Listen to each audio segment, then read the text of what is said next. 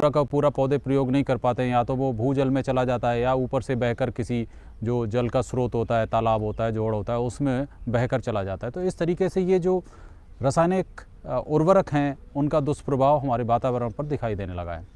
दूसरे, हमारे किसान को अतिरिक्त पैसा इसमें लगाना पड़ता है, और जहाँ ये बनती हैं फैक्ट्री में, जहाँ भी ये उर्वरक बनते हैं वहाँ भी बहुत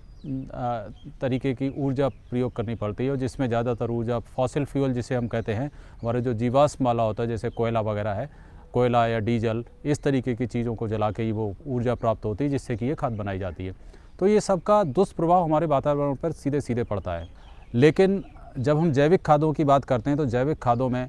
कई तरीके की कंपोस्ट, आपकी फार्म यार्ड मैन्योर हो गई, गोबर की खाद हो गई,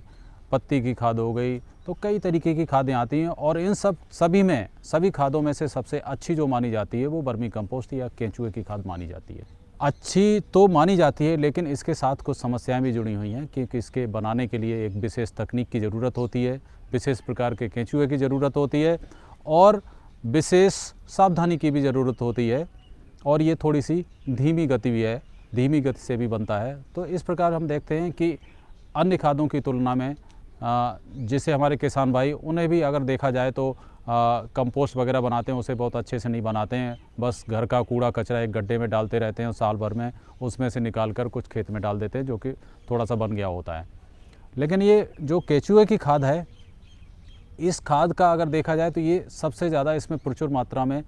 सभी पोषक तत्व लगभग पाए जाते हैं, और सभी जो जैविक खाद हैं उनसे सबसे ज़्यादा पोषक तत्व इसमें केंचुए की खाद में पाए जाते हैं। नाइट्रोजन के ले लीजिए, इसमें नाइट्रोजन 1 से 3% तक होता है, और ये निर्भर करता है कि किस तरीके के पदार्थ से ये बनाई गई है या गोबर की गुणवत्ता कैसी थी।